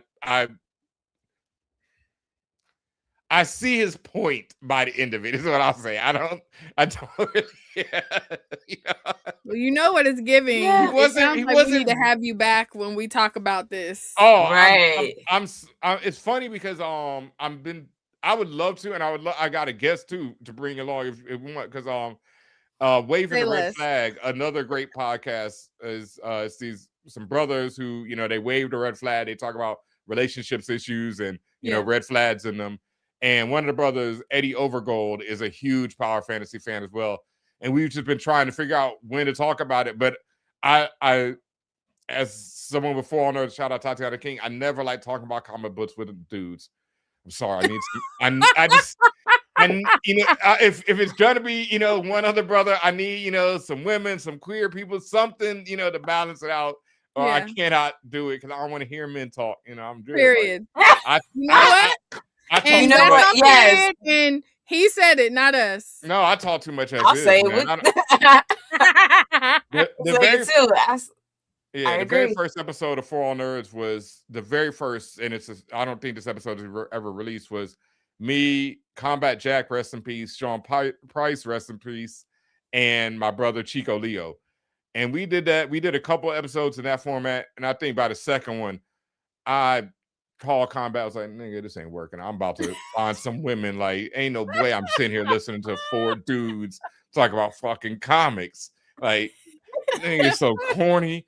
And so I put a call out on Twitter, you know, back then, and Tatiana and Jamie Rigetti responded, and, you know, all of us are family, but Tatiana and I have been holding the spaceship down ever since. And yeah, I don't do anything without, you know, having some type of balance, because balance is key. The menses. Yeah. Look, man, you know, we are problematic, to say the least, you know. And that's something else I really want to say thank you for, is that we didn't really talk about them too much, but Vesper and Raina are two of my favorite characters in this book. Like, I would write the sequel that I have in mind is really about them more so than it's about Hendrix. And yeah, no, they are just like, and that was like, I asked my partner when I finished, because, you know, I'm a dude. And so I was like, yo, did we write women correct? You know, and that was very important to me. In fact, one reviewer said we didn't pass the Bechdel test, and I was pissed, because we fucking did. Because I made sure that these women had conversations that were not about men, and they had conversations that were about revolution and about the war and everything else. And so I was really pissed that somebody wrote that, because man, I don't play that. You know what I mean? Like I said, I think it is business outside of Jimmy too. Yeah, they have a whole relationship outside of Jimmy. That was the point. Like, their story is like the B story in the book, but their story is, you know, I wanted to make sure that they had a full story their story is about the war. Like Jimmy's, you know, like if Jimmy wasn't in this book, their story would still be going on, because she would still be involved in the war, and the other sister would still be trying to get her out of it. So that is like, you know, that is what the story is about. And so I'm really happy that y'all, you know, enjoyed them as well, because that was something like I said, I just can't do things where it's just dudes, man. Like, I started DJing for women. You know, I tell people all the time. I DJ for women on the dance floor, in the store. You know, like if it ain't women on the dance floor, I don't give a damn about nobody else. Like, you know, this that's is what a breath of fresh air to hear. Right? Oh man.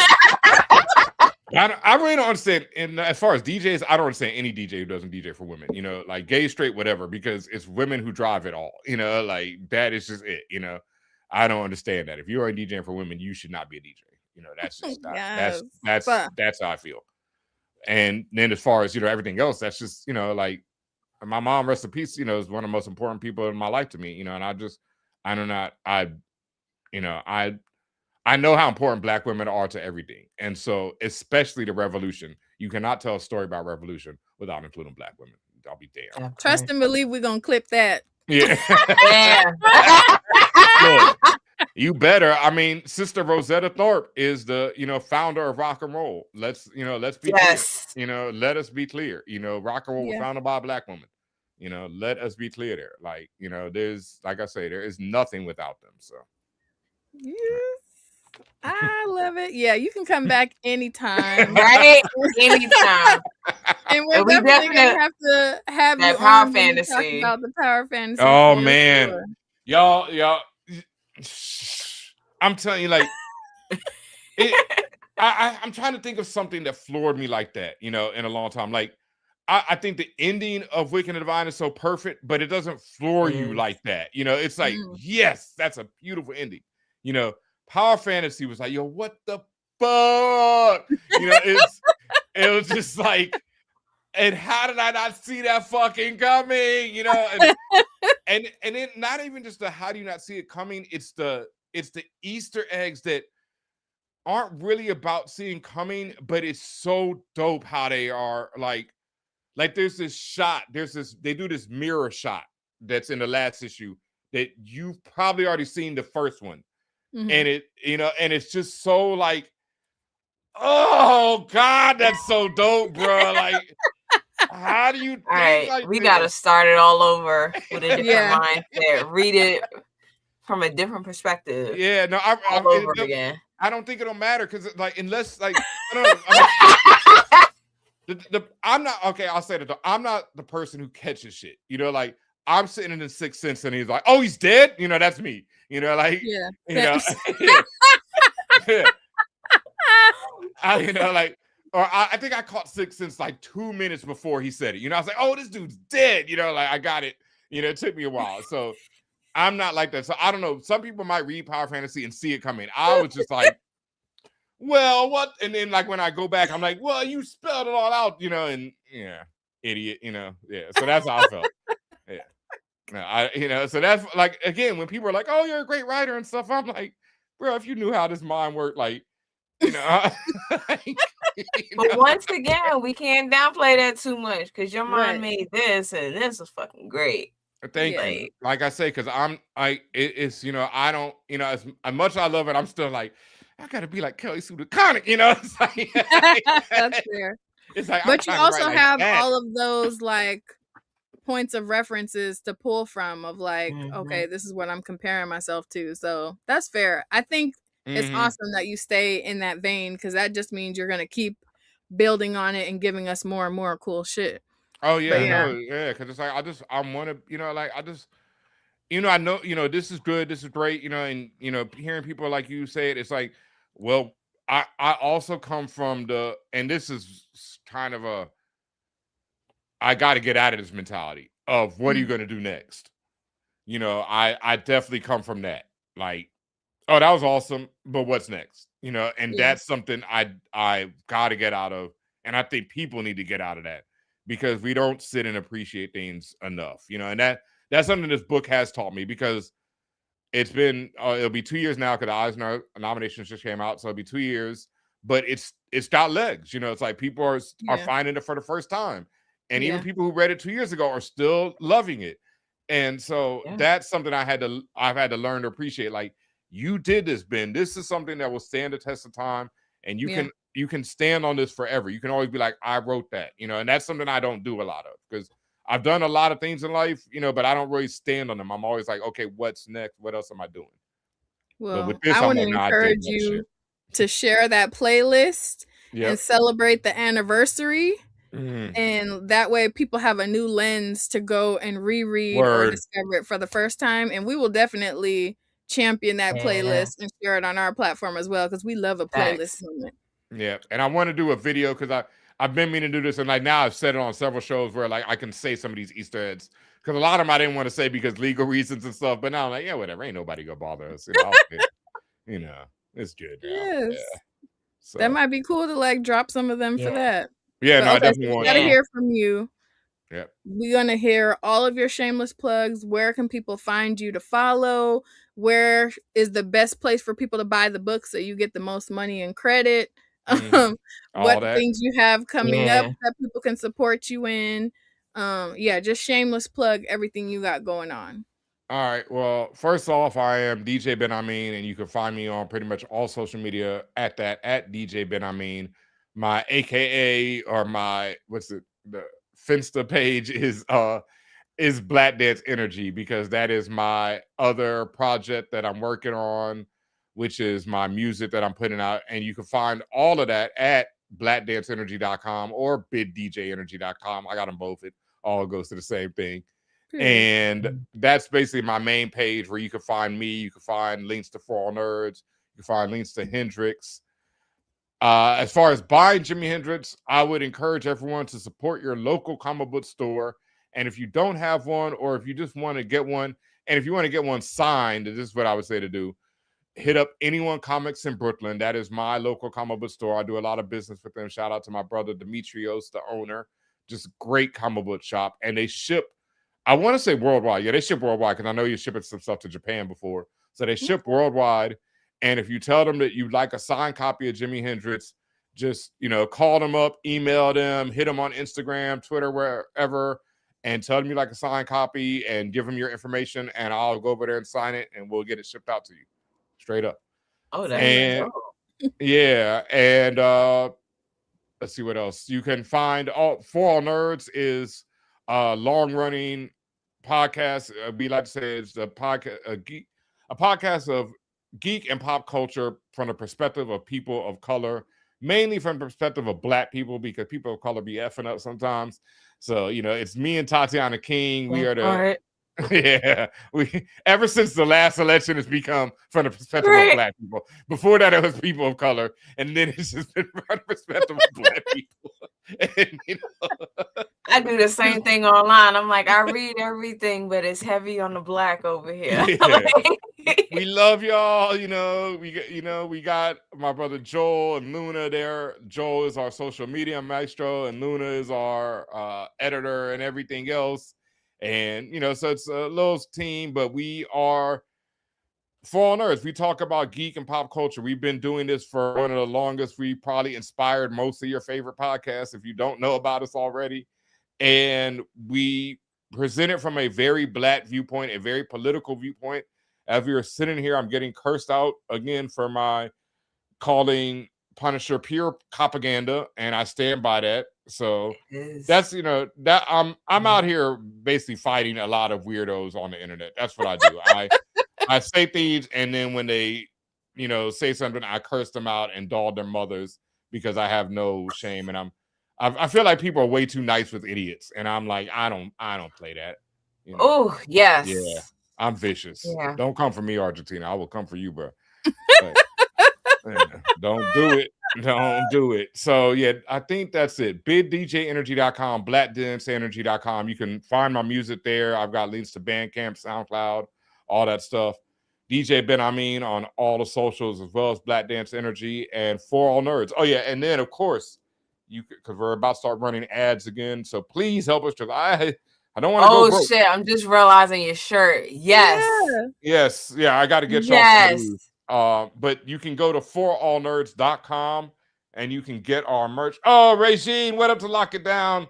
Man, look, since we're bigging up people and bigging up Black women, Regine Sawyer is one of the greatest people in the industry, and just one of the greatest people. Like, I freaking love her so much, man. Like, I cannot say enough good things about her.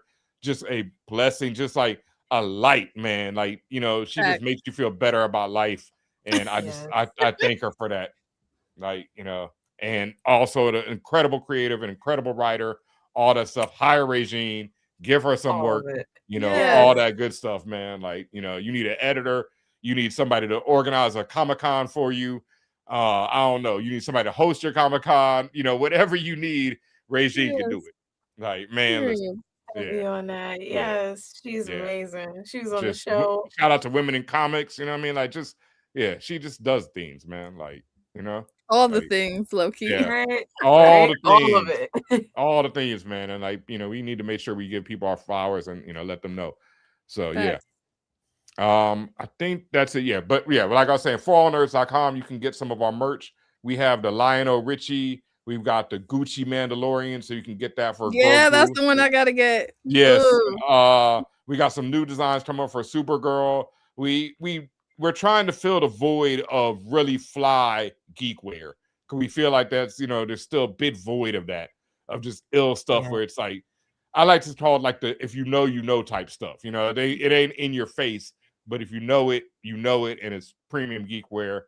We got our new Dunkin' Egg shirt that's modeled off of a certain corporation that, let's not try and get sued here. So that's up there for a limited time. Make sure you grab that before they do come around, because they're going to come for us on that one. So yeah, if you like Dunkin' Egg, get that now.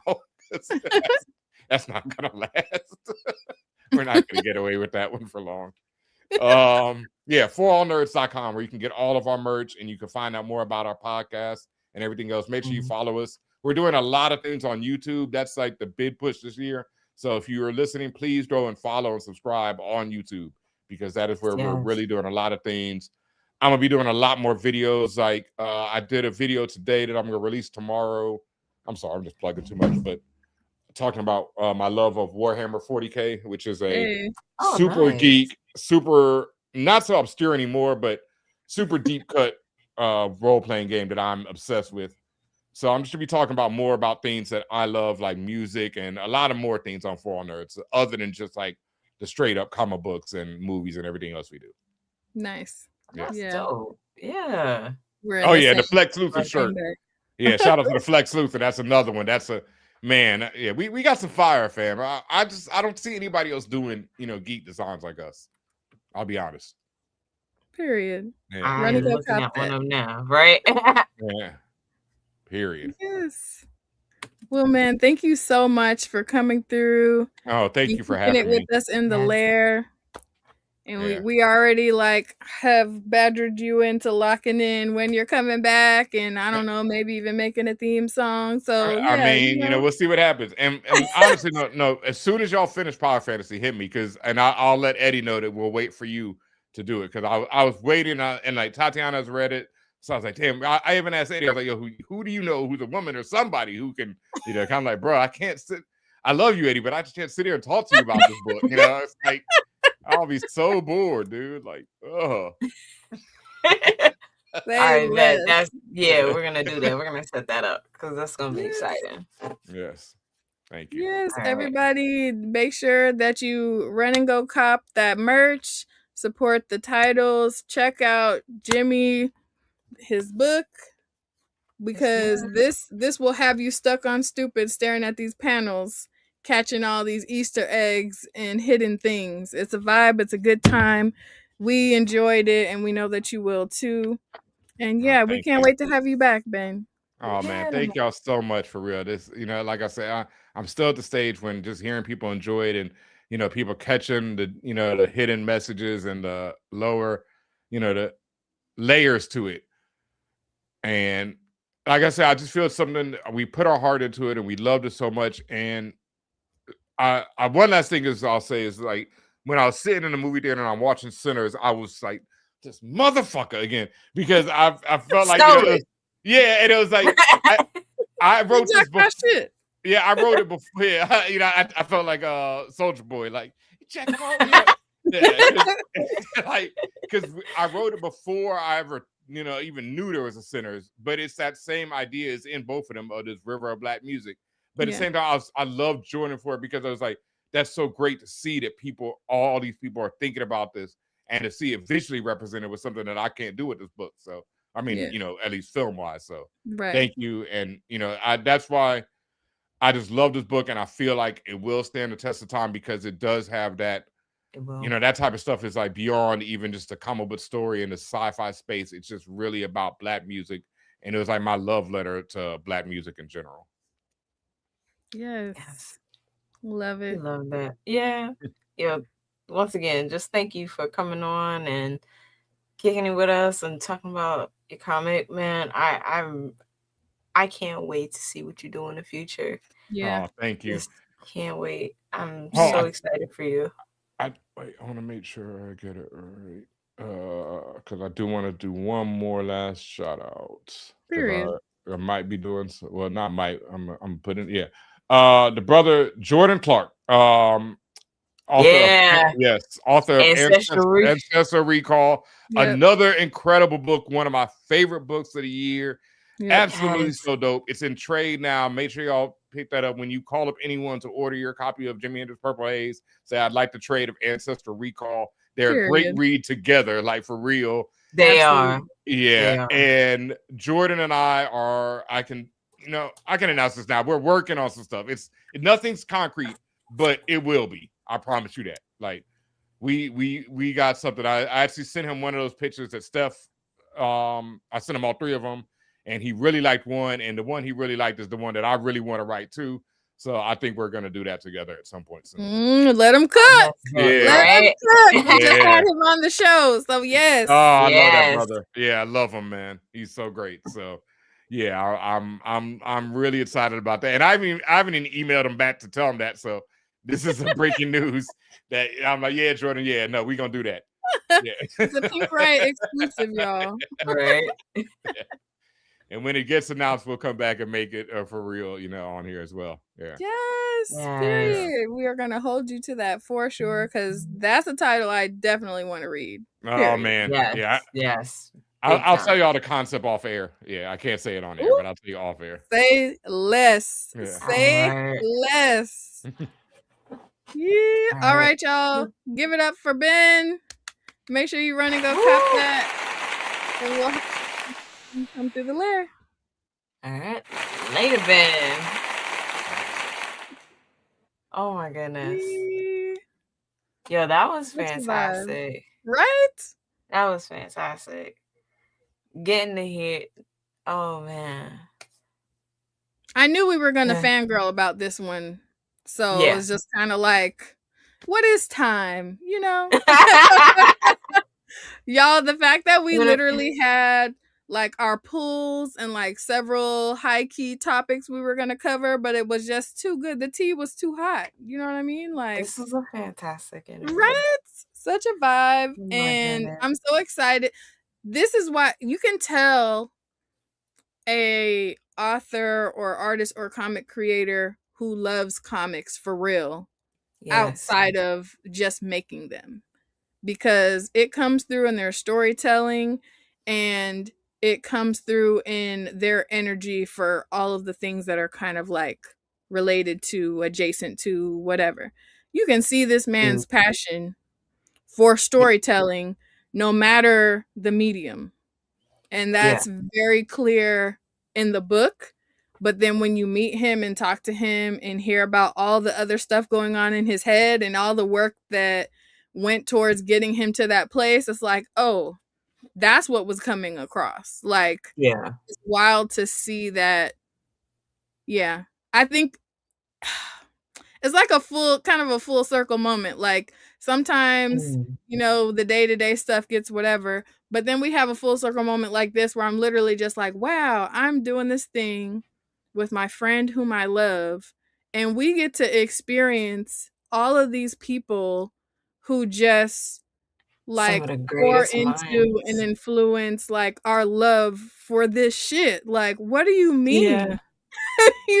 Like, yeah, especially coming off of such a rough, like in the beginning where we were talking, it's like, literally, we are having a phenomenal conversation with someone who loves what they do, and brings a level of intention into everything. Yeah. And can we adjust? Like, I don't think highly of the Menses either. And for this man to come on and just like blow me away, and like I'm just like, wow, y'all exist. This is like this exists. He's got a whole unicorn on the show.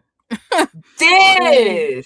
And what makes it even more of a full circle is because we're already putting him up here off of the first thing that he's put to print, and he's like, I hope that doesn't like pie. But you heard what he said, like he needed to hear that from people who appreciated it in that way.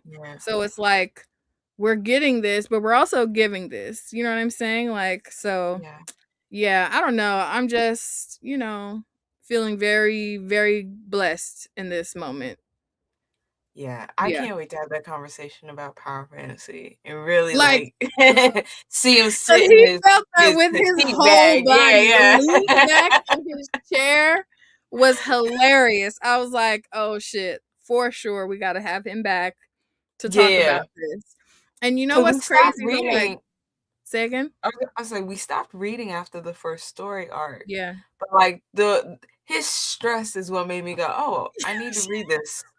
I need to get back into it. I want to like him like legit just exclaiming about how everything was right there in the beginning has me like questioning my whole life and reading experience. So it's like, yeah, run it back. Because we had already decided like, okay, we're gonna chill on the floppies and we'll just run it back when the trades are out or whatever. And I had seen, you know, obviously over the FOCs that have passed, like everything pull up and you're just like, wow, but that's the hell of a review.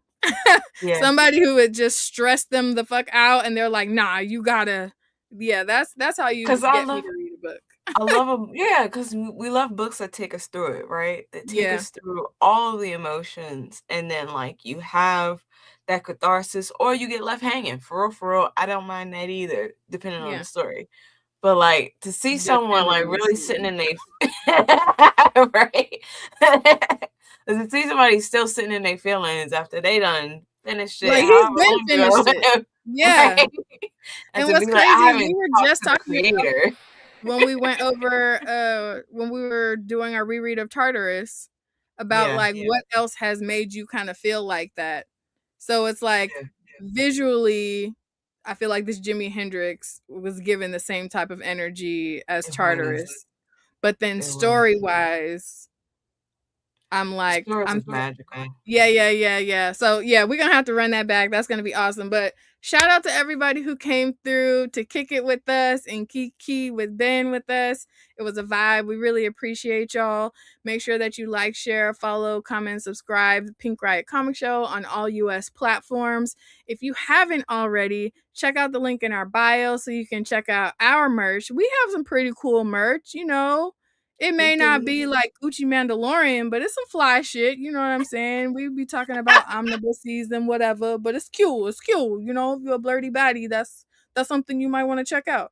And if you haven't, check out our Patreon and sign up because we have a free tier. So you can just pull up for the free ski. And then we have paid tiers. The higher up in tier you go, the more access you get. Shout out to all of our current Patreon subscribers. We love y'all down. Y'all crack us up and give us life on the regular.